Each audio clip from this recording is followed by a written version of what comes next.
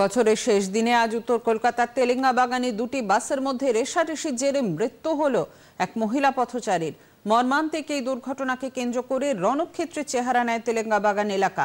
আজ সকাল 10টা নাগাদ হাওড়া থেকে বারাসাতগামী একটি বেসরকারি বাস বাগবাজার থেকে গড়িয়াগামী বাসের সঙ্গে রেষারেষি করলে বাসের তলায় পিষ্ট হয়ে ঘটনাস্থলে মৃত্যু হয় তেলেঙ্গা বাগানের বাসিন্দা অনিমা দত্তের।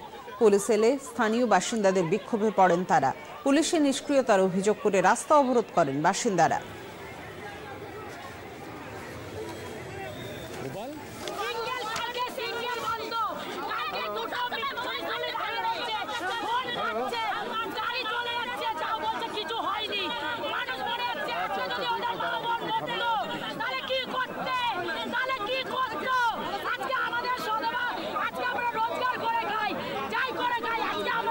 সন্তান মা